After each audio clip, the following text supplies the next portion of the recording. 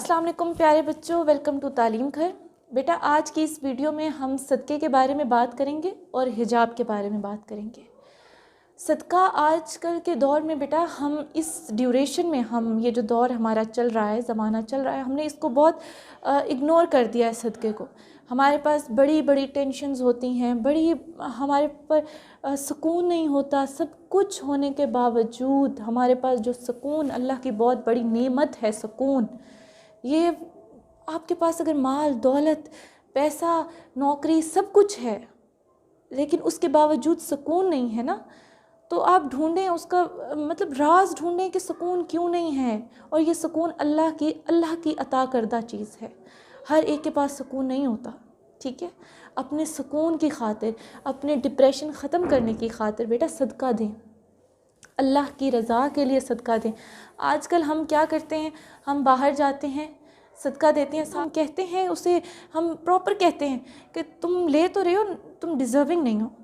तो प्लीज़ बेटा सदका दें अपनी डिप्रेशन ख़त्म करने के लिए, सदका दें अपने खुदा की रज़ा के लिए, ठीक है। आप उसको मत बताएं कि आप डिज़र्विंग हो कि नहीं हो, ठीक है।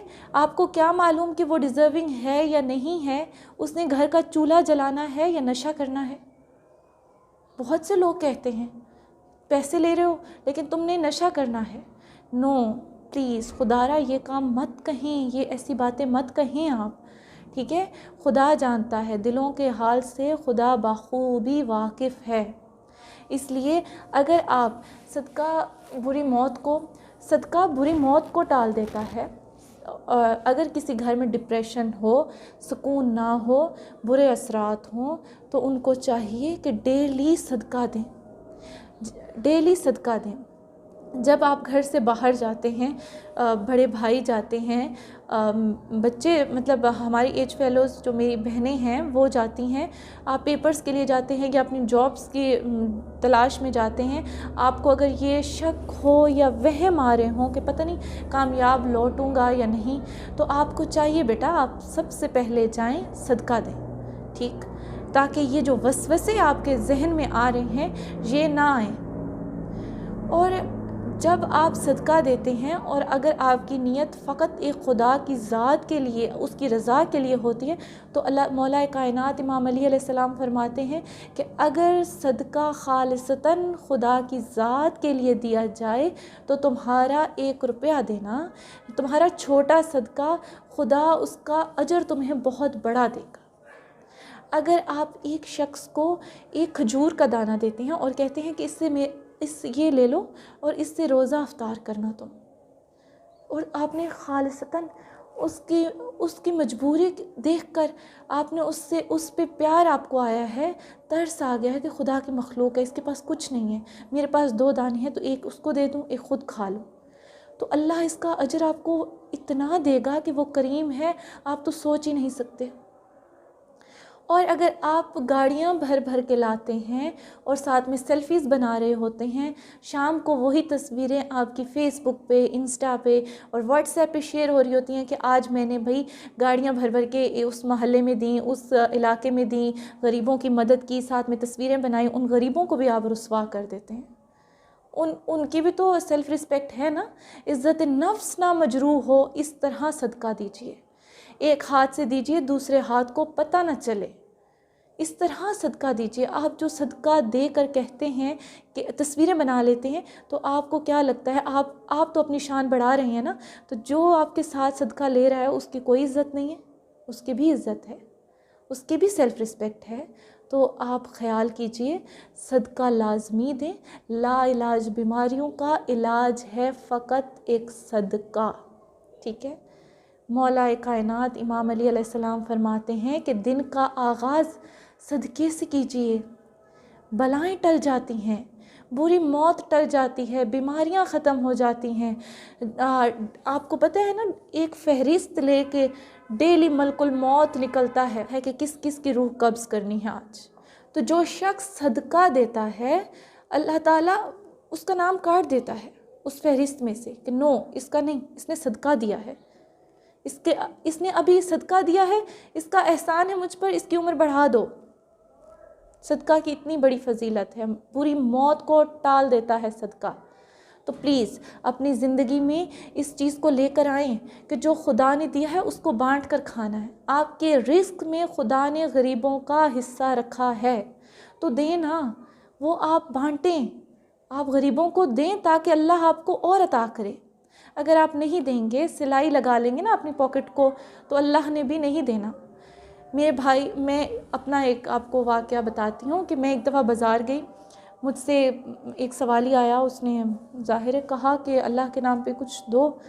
میں نے اپنے پاؤچ میں دیکھا تو چھوٹی تھی اس ٹائم میں کافی، میں نے دیکھا تو کافی پیسے تھے، لیکن وہ سارے ان میں کھلے پیسے نہیں تھے، جیسے ہم سیریسلی کہتے ہیں۔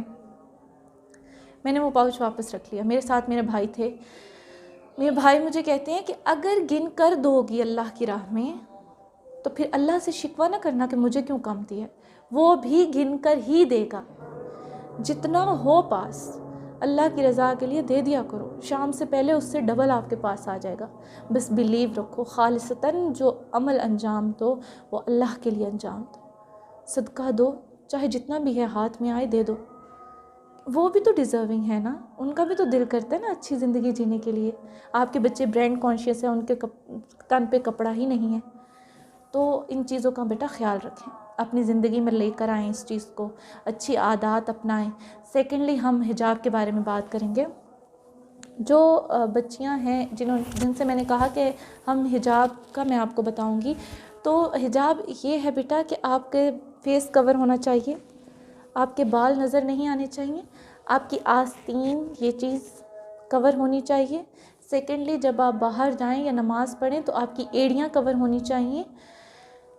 نبی پاک صلی اللہ علیہ وآلہ وسلم کا فرمان ہے کہ دوزخ کے بدترین درجہ میں ہوں گی وہ عورتیں جو پردہ نہیں کرتی۔ حضرت خدیجہ الکبریٰ علیہ السلام کا فرمان ہے کہ جو خواتین پردہ نہیں کرتی، میری بیٹی فاطمہ ان کی شفاعت نہیں کرے گی، میری بیٹی فاطمہ کا ساتھ ان کو نصیب نہیں ہوگا۔ انہوں نے فرمایا کہ عورت کا بہترین زیور ہے پردہ۔ مولا کائنات امام علی علیہ السلام نے فرمایا کہ جو عورت پردہ نہیں کرتی اس کا شمار ایسے ہے جیسے وہ میرے قتل میں شامل ہو۔ حضرت زینب سلام اللہ علیہا نے فرمایا کہ مجھے بازار شام میں اس قدر دکھ اور تکلیف نہیں ہوئی، اتنی تکلیف نہیں ہوئی جتنی اب میں اپنے ماننے والوں کو دیکھوں، ماننے والے بچیوں کو دیکھوں اور وہ باپردہ نہ ہوں تو تکلیف ہوتی ہے۔ اتنی مجھے بازار شام میں بھی تکلیف نہیں ہوئی۔ امام حسین علیہ السلام نے فرمایا کہ عورت کا پردہ کرنا شہید کے خون سے افضل ہے۔ ٹھیک ہے بیٹا، تو آئی ہوپ کہ آپ کو صدقہ اور حجاب کے بارے میں آج جو میں نے بتایا آپ اس پہ ضرور امپلیمنٹ کریں گے، ضرور اپنی زندگی میں صدقہ کو لے کر آئیں گے، حجاب کو لے کر آئیں گے۔ اللہ نے سب کو بال دیے ہیں، سب کو آنکھیں دی ہیں، ناک دیا ہے، ہاتھ دیے ہیں، پاؤں دیے ہیں، تو پھر کیوں آپ اتنا شو آف ان کا کر رہے ہیں؟ کوئی حق نہیں بنتا نا۔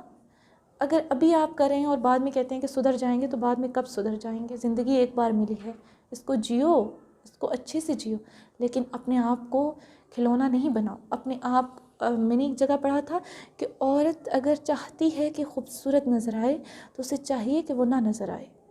اس کا ہرگز مطلب یہ نہیں کہ وہ کمرے میں بند ہو کر بیٹھ جائے یا گھر میں بند ہو کر بیٹھ جائے، اسے چاہیے کہ وہ باحجاب باہر نکلے تاکہ گندی نظریں اس پر نہ پڑیں۔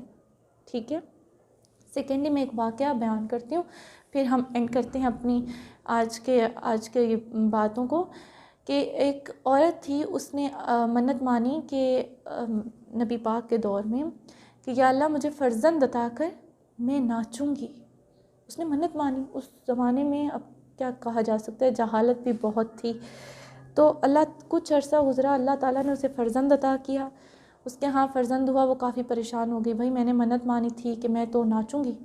نبی پاک صلی اللہ علیہ وآلہ وسلم کے پاس، یا رسول اللہ میں نے منت مانی تھی کہ مجھے اللہ فرزند عطا کرے، میں ناچوں گی۔ تو نبی پاک نے فرمایا کہ بازار کا چکر لگاؤ، اور جو ٹراؤزر ہوتا ہے نا خواتین کا، اس ٹراؤزر کو اپنی ایڑیوں سے تھوڑا اونچا کر لینا جب اونچا کر کے بازار کا چکر لگاؤ گی تو اس کا مطلب یہی ہے کہ تم ناچی ہو. ٹھیک ہے بیٹا، اپنے حجاب کا خیال رکھیں، اپنا خیال رکھیں، خود کو گندی نظروں سے بچائیں، اپنے آپ کو ڈھانپ کر رکھیں. اللہ پاک آپ سب کو اپنی حفظ و امان میں رکھے.